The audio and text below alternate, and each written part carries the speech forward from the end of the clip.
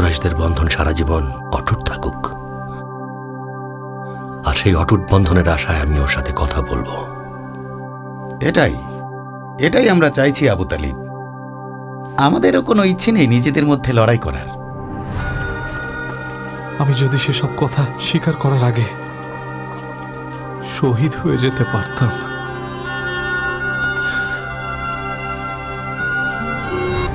মোহাম্মদ, তুমি কাঁদছো কেন? কাঁদছো? কোথায় যাচ্ছ তুমি? অতএব তোমরা উভয় তোমাদের পালনকর্তার কোন কোন অবদানকে অস্বীকার করবে? উম্মে আব্দের ছেলে তোকে পুরো হাশিমের গোত্রকে নিশ্চিহ্ন করে দেয়া। আমার মতে তাদের প্রতি নির্যাতন বন্ধ করা উচিত। আপনার মানুষেরা আপনার ভাতিজার ওপর ক্রুদ্ধ হয়ে আছে। তারা তাকে তাদের শত্রু মনে করে আর ভাবে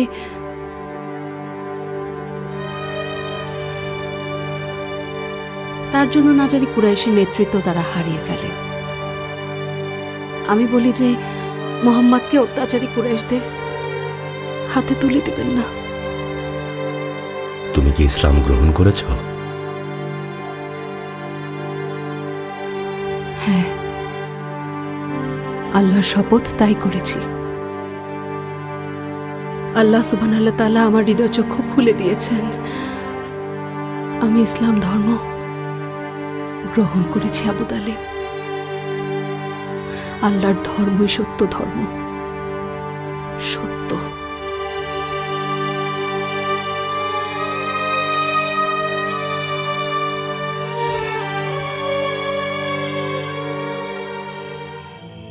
স্বাগতম সোহাইল ইবনে আমার। এসো, ভালো করেছো। শোনো আবু সুফিয়ান, তোমার হাশিম গোত্রের ভাতিজা একটা ধর্ম নিয়ে এসেছে যেন সে কুরাইশদের মধ্যে কর্তৃত্ব ফলাতে পারে। সে ইতিমধ্যে সফলও হয়েছে তার এই কাজে। আর যতদিন পৃথিবীতে সূর্য উঠবে ততদিন আমি তাকে বিশ্বাস করব না। তাই এত দয়া না দেখিয়ে মোহাম্মদকে থামাও। তোমাকে বলছি কারণ তুমি ওর নিকটাত্মীয়। আমরা যখন একবার ইয়েমেনে গিয়েছিলাম, একজন ইহুদি পাদ্রী আমাদের বলেছিল মোহাম্মদ নাকি নবী। তখন আব্বাস এসে আমাকে জিজ্ঞাসা করেছিল আমি কথাগুলো শুনে কি ভাবছি। আমি বলেছিলাম আমি কখনোই তাকে মানব না যতক্ষণ পর্যন্ত পৃথিবীর সবকিছু উল্টো হয়ে আকাশে ভেসে না বেড়ায়। বাইতুল আরকামের দিকে যাও এখনই। আব্বা, আব্বা, মুহাম্মাদের অনুসারী হয়ে তো আব্বাকেই ছেড়ে গেলে। আব্বা, আপনি জ্ঞানী এবং বিজ্ঞ মানুষ। মুসলমানরা জানে আপনি কিসের ভিতর দিয়ে যাচ্ছেন, আর আল্লাহ রাসূল সম্পর্কে আপনি যা ধারণা করেছিলেন তাই হয়েছে। তাহলে কেন আপনি ঈমান আনছেন না? একমাত্র ঈমান আপনাকে জাহান্নামের আগুন থেকে পরিত্রাণ ও দুনিয়া ও আখিরাতে শান্তি দেবে। বাবা আমার, যে আয়াতগুলো শুনেছি সেগুলো শুনলে গোলাম থেকে শুরু করে সবাই ইসলাম ধর্ম গ্রহণ করবে, কিন্তু আমি ঈমান আনতে পারবো না। কারণ সবাই বলবে আমি পাগল হয়ে গেছি। আমি শুধু চাই কুরাইশের সবাই মুহাম্মদকে শান্তিতে থাকতে দিক। কুরাইশের গোত্রের মধ্যে কোনো রক্ত না ঝরুক। হাশিম গোত্র কখনই মুহাম্মদকে শত্রুদের হাতে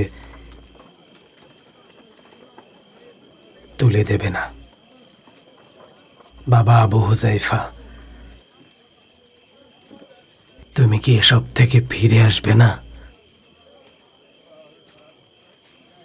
আমি আপনাকে আর আমার চাচা আর আমার ভাইদের অনেক ভালোবাসি, কিন্তু মহান আল্লাহ তাআলা বলেছেন মুহাম্মদ যাকে ভালোবাসেন তাকে পথ দেখাতে পারবেন না, কিন্তু আল্লাহ যাকে ইচ্ছা তাকে হেদায়েত দান করেন।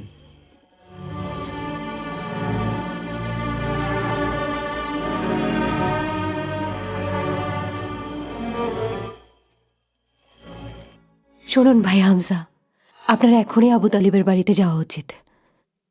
কি হয়েছে আবু তালিবের বাড়িতে? মক্কার প্রধানেরা আলোচনায় বসেছে। আমি আমার প্রাণপ্রিয় ভাই আবু তালিব আর আল্লাহ রাসূল মুহাম্মদকে নিয়ে খুব ভয় পাচ্ছি। সাফিয়া, আমি তার উপর ঈমান এনেছি। কেউ যদি তাদেরকে এক চুলো স্পর্শ করে তরবারির আঘাতে টুকরো করে ফেলবো।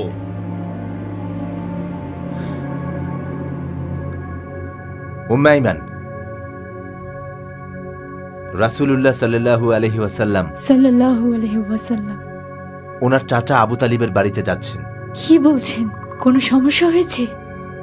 না না, কুরাইশের লোকেরা জমায়েত হয়েছে আবু তালিবের সাথে আল্লাহর রাসূলের সম্পর্কে কথা বলতে। আল্লাহর রাসূলকে রক্ষা করুন, মুশরিকদের হাত থেকে রক্ষা করুন।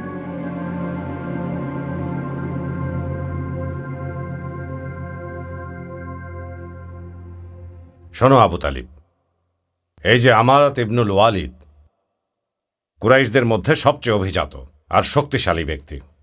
তুমি তাকে তোমার পুত্র হিসেবে গ্রহণ করো আর তোমার ভাতিজাকে আমাদের হাতে ছেড়ে দাও। তোমার ওই ভাতিজা আমাদের এবং আমাদের পূর্বপুরুষদের ধর্মের বিরুদ্ধে গিয়েছে, আমাদের গোত্রে ভাঙন ঘটিয়েছে, এমনকি গুরুজনদের অপমান করেছে। তাকে হত্যা করব। কত জঘন্য কাজের প্রস্তাব দিচ্ছ তোমরা। তোমাদের সন্তান আমাকে দিচ্ছ লালন পালন করার জন্য, আর আমার সন্তান তুলে দেব হত্যা করার জন্য। রাব্বিল কাবার কসম, আমি এটা কোনোদিনই হতে দেব না। দেখুন, আপনার গোত্রের মানুষেরা চেষ্টা করছে আপনি যেন আমাদের কোনো সিদ্ধান্তে মনোক্ষুণ্ণ না হন। তারপরেও তো আপনি কোনো প্রস্তাবই মানতে চাইছেন না। রাব্বিল কাবা জানেন তারা আমার ভালোর জন্য কোনো কিছুই করেনি, আর সবসময় তারা আমার শত্রুদের পক্ষ নিয়েছে। কি আশা করছো তোমরা আমার কাছ থেকে? হাসিম গোত্রের লোকেরা আর এই যে আব্দুল মুত্তালিবের বংশধর, তোমাদের মিত্র গোত্রদের আর দাসদের ডেকে আনো। আমি আবু তালিব বলছি, আমি মোহাম্মদকে জান দিয়ে হলেও রক্ষা করব। যতদিন পর্যন্ত পৃথিবীতে আমি বেঁচে আছি, কেউ ওর কোনো ক্ষতি করতে পারবে না। আমিও আছি আবু তালিব। আল্লাহর শপথ, আমরা বেঁচে থাকতে কেউ মুহাম্মদের ক্ষতি করতে পারবে না। আমি কুরাইশদের পক্ষে থাকব। চলো এখান থেকে উঠি। আবু তালিব আমাদের ছেড়ে তার ভাতিজাকেই রক্ষা করুক। লাত আর উজ্জার কসম, শেষ পর্যন্ত আমাদেরই জয় হবে।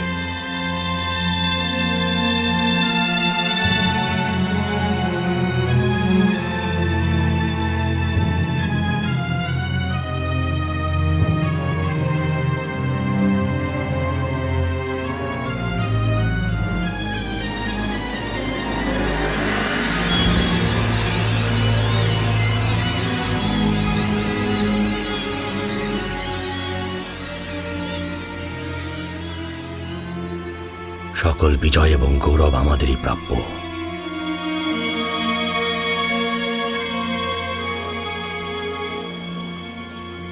আমার কথা শুনুন কুরাইশগণ, হজের সময় আমাদের খুব নিকটে চলে এসেছে। আরবীয়রা মোহাম্মদের কথা শোনা মাত্রই সবাই এখানে চলে আসবে। তখন আমরা সবাইকে কি জবাব দেব? তাই আমাদের এখনই একটা যথাযথ সিদ্ধান্তে চলে আসা উচিত, যেন কেউ আমাদের বিরোধিতা করতে না পারে। তুমিই বলো আব্দে শামস, কি সিদ্ধান্ত নেওয়া উচিত বলে মনে করো? আমরা সেটাই মানব। না, তোমারও মতামত দেওয়া উচিত। সে ভাগ্য গণনাকারী। কাবার মালিকের শপথ, সে ভাগ্য গণনাকারী না। সবাই ভাগ্য গণনাকারীদের দেখেছি, কই তাকে দেখে তো আমাদের কখনো এমনটা মনে হয়নি। তাকে পাগল বলতে পারি না, তাকে পাগল বলেও মনে হয় না। আমাদের মধ্যে সবাই নিশ্চয়ই পাগল লোক দেখেছ। মোহাম্মদের আচরণে কি কখনো পাগলামি অথবা বিকারগ্রস্ততা দেখা গেছে? হয়তো কোনো কবি হবেন। না, সে কবি না, কারণ আমরা এমন কোনো ধরনের কবিতা কখনো শুনিনি। আমার মনে হয় তার কথাগুলো কোনো কবি অথবা লেখক অথবা কোনো সাহিত্যিকের পক্ষে লেখা সম্ভব না। তাহলে তো তিনি একজন জাদুকর। না, সে জাদুকরও না। আমরা কম বেশি সবাই জাদুকরদের দেখেছি, তাকে তো কখনো সে ধরনের কোনো কাজ করতে দেখিনি। তাহলে তাকে কি বলা যেতে পারে আব্দে শামস? তার কথাগুলো সত্যি তাৎপর্যপূর্ণ এবং অত্যন্ত চমৎকার। আর আপনারা যেসব কল্পনা করেছেন সেগুলোকেও যদি সত্যি ভাবতে চান, তাহলে জেনে রাখুন সেগুলো অবশ্যই ভুল। তারপরও একদিক থেকে আমরা তাকে জাদুকরই বলতে পারি, কারণ সে এমন কিছু এনেছে যার কারণে সব লোকজন তাদের পিতা আর মাতার থেকে আলাদা হচ্ছে, আলাদা হচ্ছে বোন ভাইয়ের থেকে, স্ত্রী তার স্বামীর থেকে, সর্বোপরি তার গোত্র থেকেও। তাহলে সে কে? কি বলতে চাও? তার কথাগুলো কি খুবই মধুর? আমি তো দেখছি তুমিও তার কথায় গলে গেছো।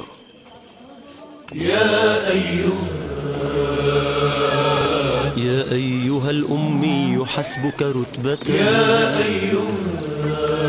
في العلم أن دانت لك العلماء صدر البيان له إذا التقت اللغات صدر البيان وتقدم البلغاء والفصحاء صدر البيان وتقدم البلغاء والفصحاء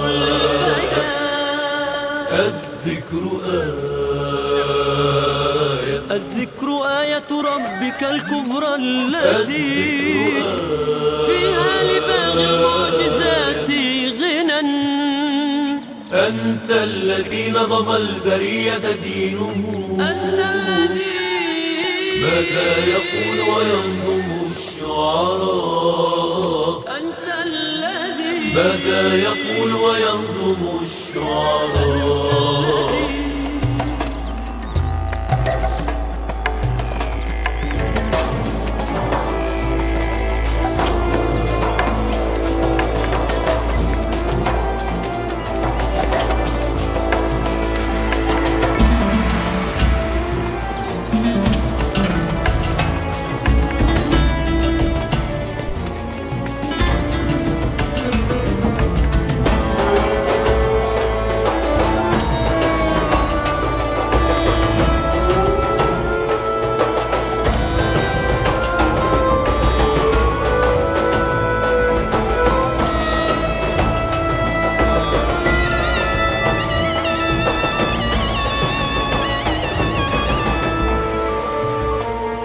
শুনুন আরববাসীগণ, আমাদের গোত্রের মধ্যে একজন জাদুকর আছে যার মাথায় শুধুই খারাপ বুদ্ধি। তার কারণেই লোকজন সন্তান, স্ত্রী, সর্বোপরি গোত্র থেকে আলাদা হয়ে যাচ্ছে। তাই সতর্ক হয়ে যান, তার সাথে মিশবেন না, অন্যথায় আপনাদের গোত্র ক্ষতিগ্রস্ত হবে। তার নাম মুহাম্মদ ইবনে আব্দুল্লাহ ইবনে আব্দুল মুত্তালিব। শুনুন তামিম গোত্রের সবাই, আপনারা কি জানেন মুহাম্মদ জাদুকর, যে আমাদেরকে আমাদের পরিবার থেকে, পূর্বপুরুষদের ধর্ম থেকে আমাদেরকে আলাদা করতে চাইছে।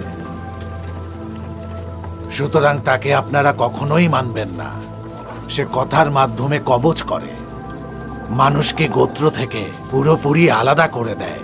তার ডাকে আপনারা যাবেন না। শুনুন দাউদ গোত্রের সবাই, মুহাম্মদ আমাদের উপর জাদু করছে যেন আমাদের গোত্র থেকে আমাদেরকে একদম আলাদা করে দিতে পারে। তাই তুলা দিয়ে আপনারা আপনাদের কান একদম বন্ধ করে রাখবেন আর তার কথা একদমই শুনবেন না।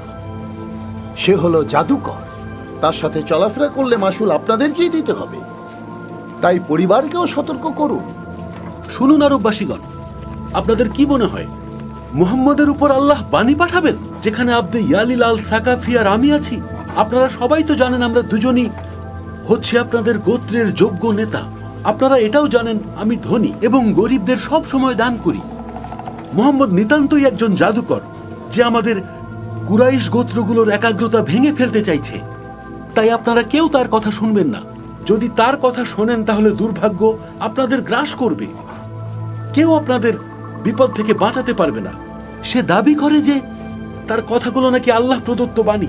আমি আপনাদের আশ্বস্ত করছি তার কথাগুলো কোনোভাবেই আল্লাহ প্রদত্ত না। এসব কথা মানুষের তৈরি, যার মাধ্যমে সে মানুষদের আকর্ষণ করে থাকে আর অন্যান্য মানুষদের থেকে আলাদা করে দেয়। তাই সবাইকে সতর্ক হওয়ার নির্দেশ দিচ্ছি। ওয়ালিদ ইবনুল মুগিরা তার গোত্রের মানুষদের কাছে মুহাম্মদের বিরুদ্ধে কথা বলার পর আল্লাহর নিকট থেকে এ সম্পর্কিত ওহী পাঠানো হয়েছিল। বিসমিল্লাহির রহমানির রহিম। যাকে আমি অনন্য করে সৃষ্টি করেছি তাকে তোমরা নির্দ্বিধায় আমার হাতে ছেড়ে দাও। আমি তাকে বিপুল ধন সম্পদ দিয়েছি এবং সদা সঙ্গী পুত্রবর্গ দিয়েছি। এরপরেও সে কি করে আশা করে যে আমি তাকে আরও বেশি ধন সম্পদ দেই? কখনোই নয়। সে আমার নির্দেশ সমূহের বিরুদ্ধাচরণকারী। সত্তরই তাকে শাস্তির পাহাড়ে আরোহণ করাবো। সে চিন্তা করেছে এবং মনস্থির করেছে, ধ্বংস হোক সে কিরূপে সে মনস্থির করেছে, আবার ধ্বংস হোক সে কিরূপে সে মনস্থির করেছে। সে আবার দৃষ্টিপাত করেছে, অতঃপর সে ভ্রুকুঞ্চিত করেছে ও মুখ বিকৃত করেছে, অতঃপর পৃষ্ঠ প্রদর্শন করেছে, অহংকার করেছে। মহান আল্লাহ সত্য বলেছেন। কুরাইশের লোকেরা কতটা বোকা! তারা আরবদের ডেকে ডেকে রাসূল সাল্লাল্লাহু আলাইহি সাল্লামের ব্যাপারে সতর্ক করছে। সাল্লাল্লাহু আলাইহি ওয়াসাল্লাম, স্বয়ং আল্লাহ নিজেই তাদের পরাস্ত করবেন। লাত আর উজ্জার কসম, আমি মুহাম্মাদের কাছে যাচ্ছি পাথর দিয়ে তার মাথাটা থেতলে দিতে। এরপর তোমরা চাইলে তার গোত্রের হাতে আমাকে তুলে দিতে পারো। এসো, তোমার মাথা পাথর দিয়ে একটু থেতলে দেই।